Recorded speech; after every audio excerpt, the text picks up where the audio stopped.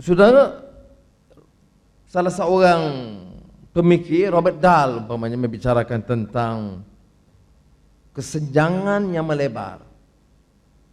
Bicara tentang pembangunan yang mengkagumkan, tetapi jurang perbedaan atau kesenjangan di antara yang maha kaya dan paling miskin itu melebar. Orang miskin itu boleh dibelai dengan sedikit habuan. Orang miskin itu boleh dibelai dengan brim. Kita boleh menipu dan rasuah berbilion ringgit, sampai ketikanya brim dia terlupa rasuah berbilion, dia fikir 500 ringgit dia dapat di tangan. Saudara, banyak kupasan tentang perkara ini. Kita tidak semestinya harus menyalahkan rakyat. Ini dikatakan the poorest in our society can be the most vulnerable. Yang paling miskin itulah yang paling terancam dan mudah terpengaruh dengan habuan sedemikian. Sebab itu jawapannya itu bukan kempen pilihan raya. Jawapannya itu ialah pendedahan maklumat, penyebaran maklumat, dakwah dan tau'iyah dari sekarang. Dan ini tugas yang kita harus lakukan. Dan sebab itu pimpinan muda umpamanya harus ingat, jangan kira sibuk menyampaikan ceramah, menganggap kita pintar, tapi harus juga sibuk menelaah, mempersiapkan diri dengan ilmu yang secukupnya. Kerana battle kita ni juga tentang arrogance of power di atas dan arrogance, intellectual arrogance di bawah. Yang atas fikir dia pandai semua, maka dia rompak. Yang di bawah ini dia fikir dia intellectual maha cerdik, dia bagi jawapan semua. Sebab itu berbeda dari arrogance of power, mesti ada kesediaan untuk mempersiapkan diri dengan ilmu dan amal. Kalau kita faham tesis Robert Dahl, tak bangkit lagi dah ni dasar Bumi Putera. Sampaikan saya ingat bila kita melakar agenda ekonomi Malaysia tahun 2007, ramai, bukan sedikit, saya ingat Azizah tahu Azmin ada di sini, dalam perbincangan yang mengatakan kepada saya, jaga, jangan nanti rakyat orang Melayu tak sedia ni, kita macam mana masa depan kita. Mana dia tak faham kerangka reformasi. Reformasi itu mengatakan perubahan kepedulian kepada rakyat bawah tanpa mengira kaum, menghormati hak rakyat, dan kita tahu hal ini. Dan kita juga tahu bahawa kalau ini dilakukan lebih baik bagi orang Melayu. Kalau ada 10 bilion ringgit dalam dasar ekonomi Bumi Putera, 9 bilion pergi ke atas, 1 bilion ke bawah. Saya ingat kempen sebelum saya ditahan 20 September 98. Saya dah bawa dah cerita P.Ramlee. 1 untuk kamu, 10 untuk aku. Bukan 10, 1 bilion untuk aku. Atau family aku. Dan kesannya kita lihat sekarang. Jangan khianat kepentingan Melayu, ketuhanan Melayu, dasar Melayu, maruah Melayu. Melayu mana? Anak Mahathir, adik Najib, anak Dolah, menantu dia. Ini dia yang akhirnya berlaku, saudara. Kerana sistem itu mengesahkan dan rakyat boleh dibawa. Sebab itu harus ada keberanian untuk, bukan saja keberanian bicara, untuk menyerang musuh. Yang saya sebut tadi, juxtaposition of ideas, pertembungan idea dan nilai. Meminjam jenaka P.Ramlee 1 untuk kamu semua, 1000 untuk aku, itu harus memberikan gambaran bagaimana dasar ekonomi Melayu Bumi Putera itu dilaksanakan dan sekarang mau diperkuatkan.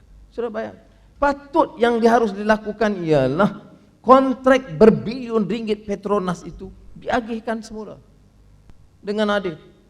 Kita katakan bagi 30% kepada Sabah, Sarawak, Terengganu, Kelantan. Apa? Orang Melayu lebih rugi atau orang Melayu lebih untung? Lebih untung. 10 bilion ringgit untuk perumahan rakyat termiskin negara ini. Majority Melayu Bumi Putra. Bedanya apa? Cina yang miskin, India di estate yang miskin akan mendapat pembelaan yang sama, dan ini harus meletakkan nilai kemanusiaan yang baik. Sebab itu saudara, saya sambung tentang maksud definisi demokrasi ini dari segi sudut erti penyertaan, kepedulian, dan dalam menentukan kejayaan satu demokrasi, semua institusi yang berkaitan harus begitu memberikan fahaman yang sama. Kalau tidak, kita bicara kepedulian,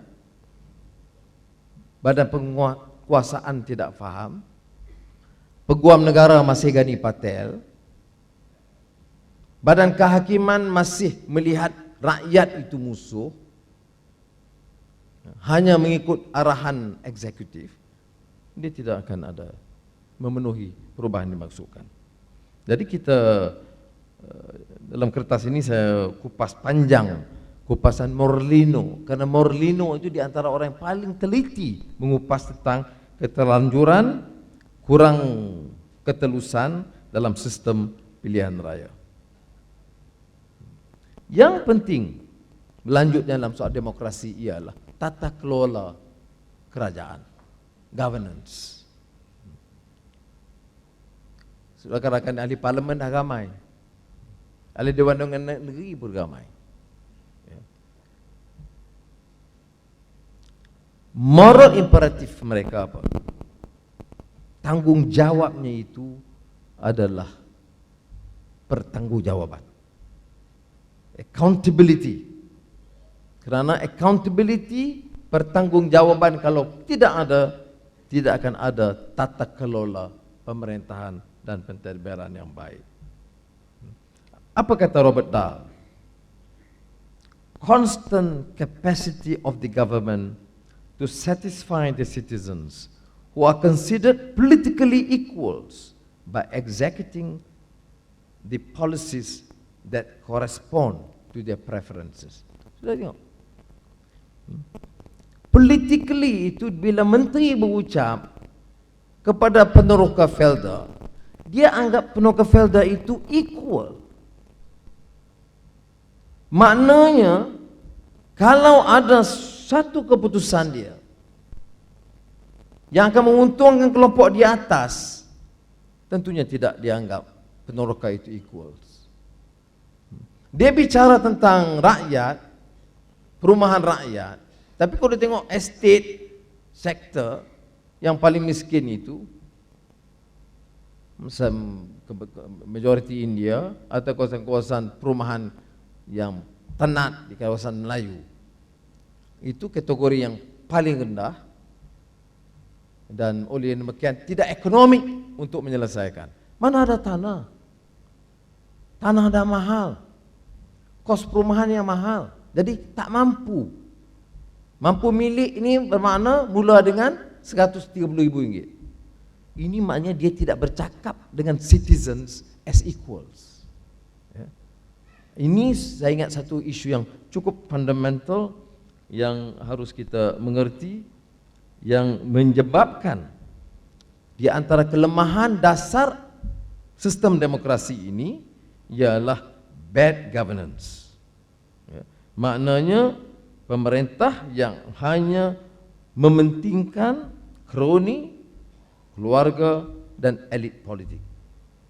Ingat, elit politik dalam sistem UMNO yang kita tolak sekarang ini bukan soal hanya keluarga, tapi elit politik yang mendapat manfaat yang banyak, faedah dari dasar ekonomi baru dan pemekasaan ekonomi Bumi Putra yang baru untuk mereka. Sebab itu bagi kita tata kelola pentadbiran itu dalam sistem demokrasi harus menjadi asas sebelum kita bicara soal mutu pendidikan ataupun dasar ekonomi yang menyeluruh.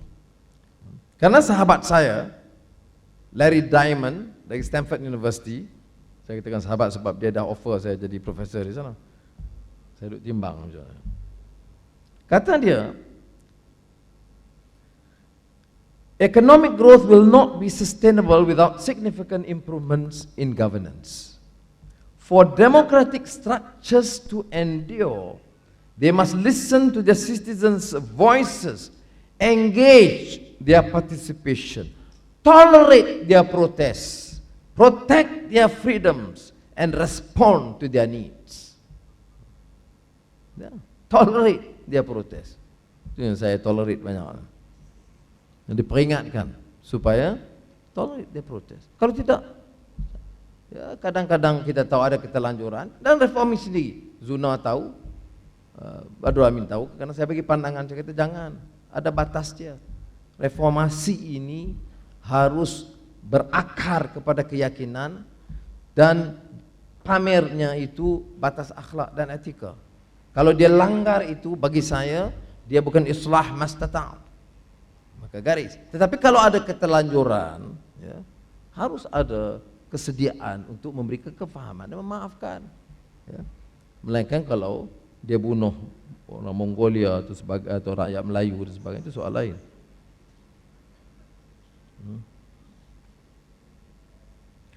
Tentunya ini yang berakar kepada maqasid syariah. Tetapi umpamanya kita lihat umpamanya pandangan Katolik. Saya terpaksa baca banyak buku Katolik sebelum jumpa Pope minggu depan. Ya.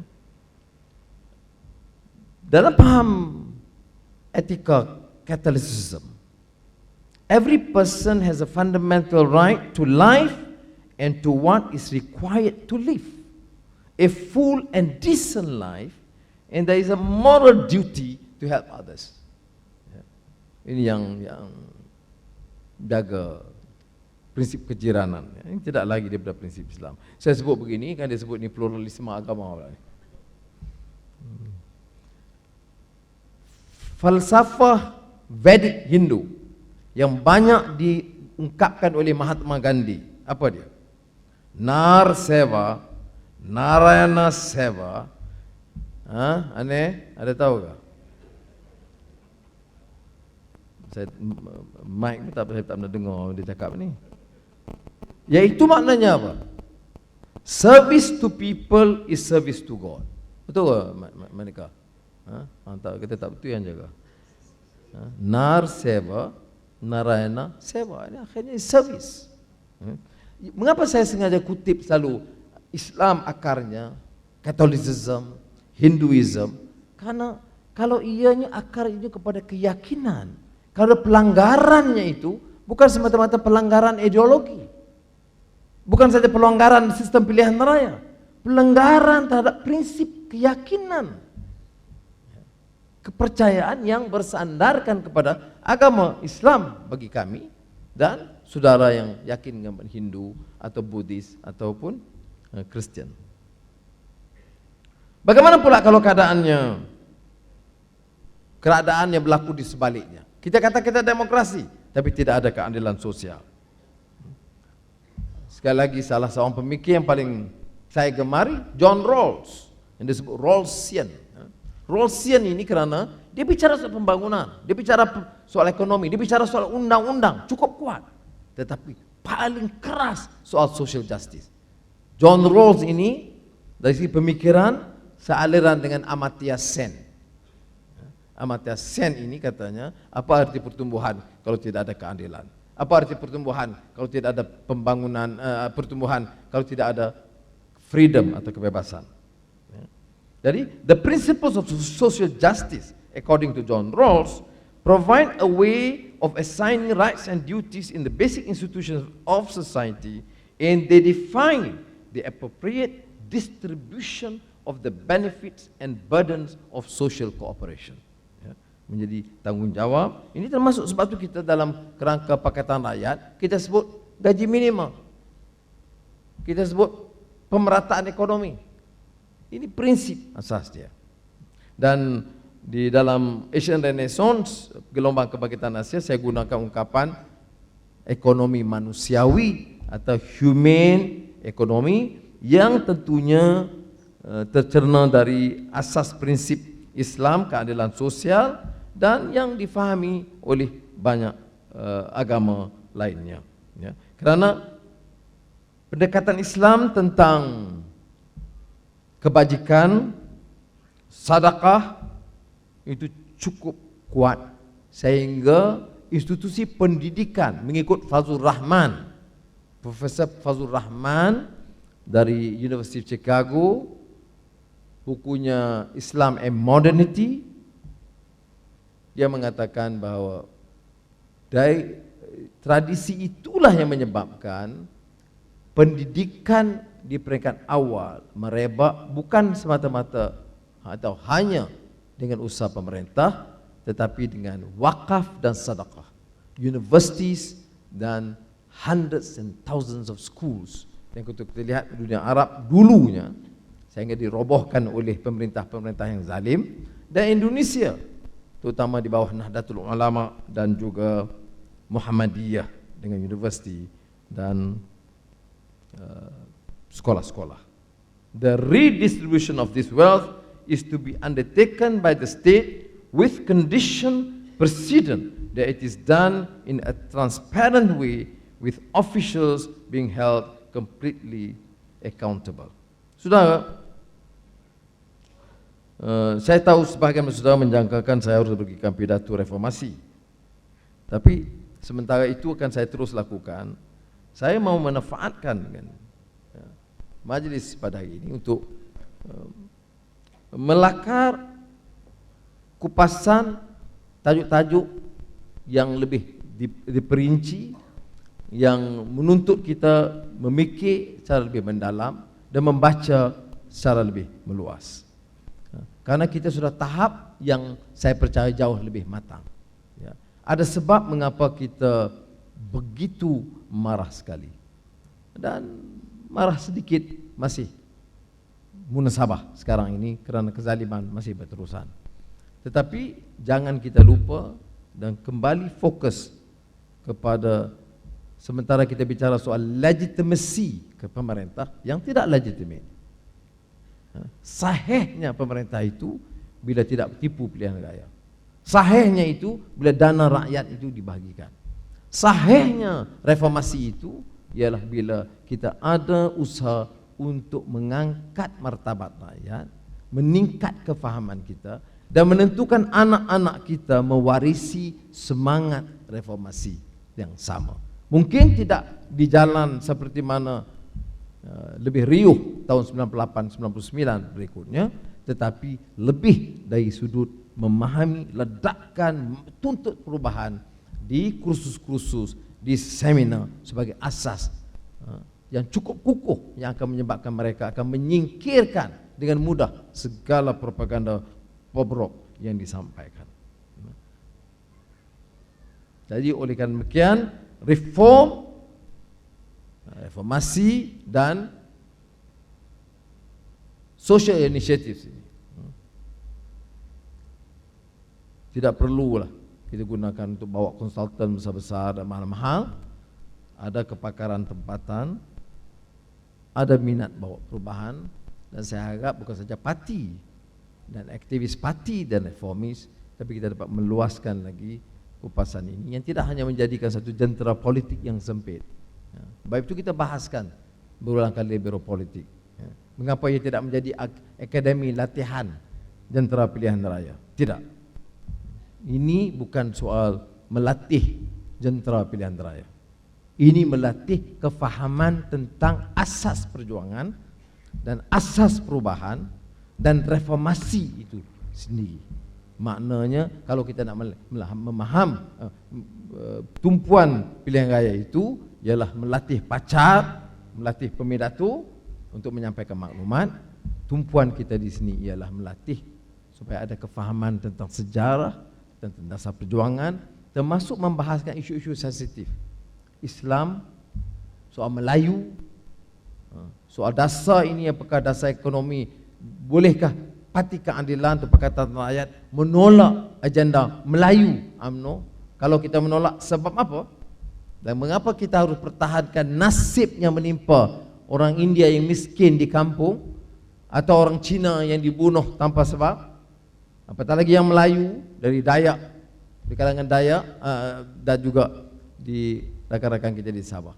Sebab itu dalam hari ini walaupun agak sederhana dan notis agak singkat sedikit, tapi saya ucap terima kasih kehadiran begitu ramai, termasuk rakan-rakan kita dari Sarawak pun ada, Datuk Lajim dari Sabah pun ada, yang hadir bersama-sama yang mewakili sentimen yang menyeluruh nasional ini.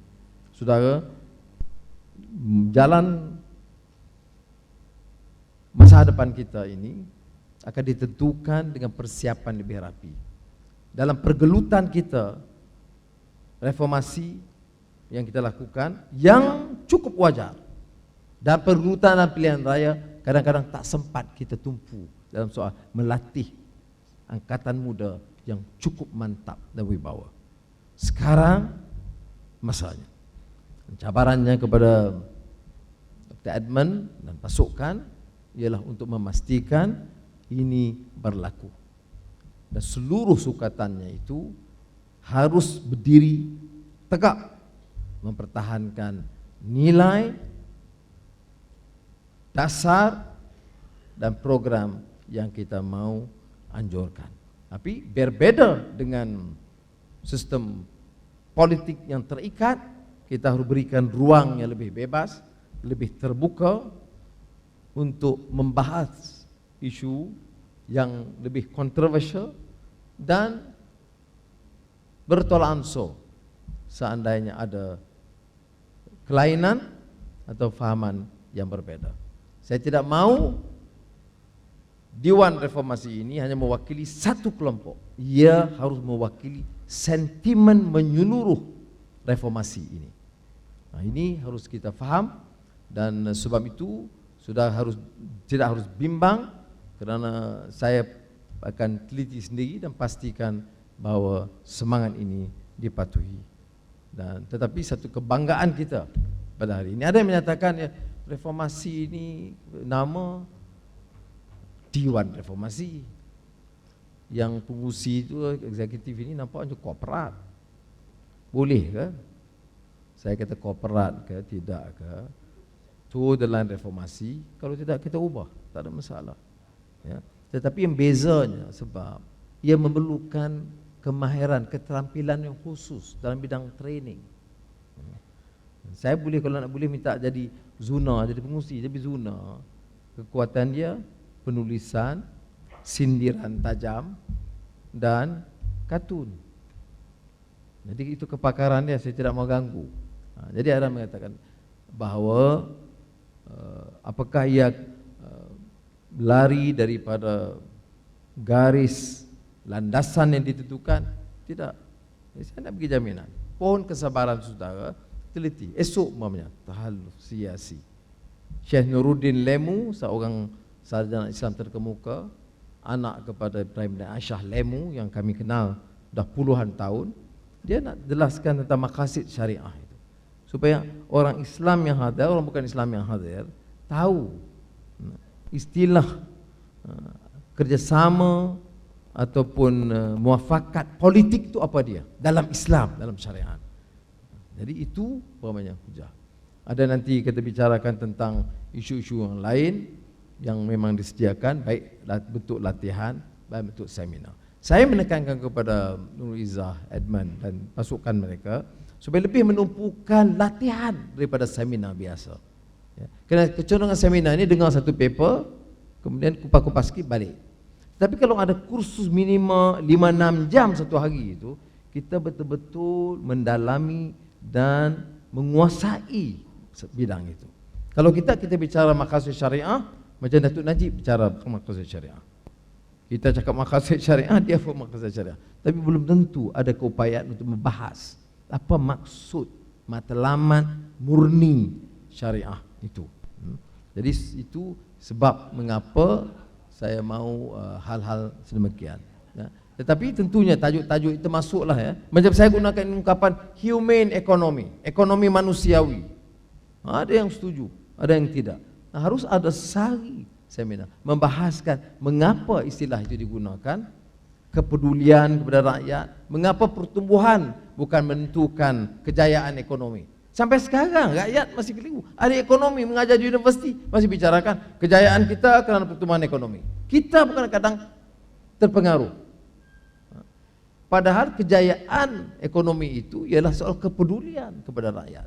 Dan inilah tajuk-tajuk yang kita harus bahaskan. Sekali lagi saya ucap terima kasih dan tahniah dan penghargaan setinggi kepada rekan-rekan dan memohon sokongan saudara dalam parti dan juga dalam Pakatan Rakyat dan khususnya rakan-rakan dengan reformis supaya menjadikan tempat itu juga tempat saudara berbincang, mengadakan ruang dan sebaiknya itu hak kita untuk memanfaatkan.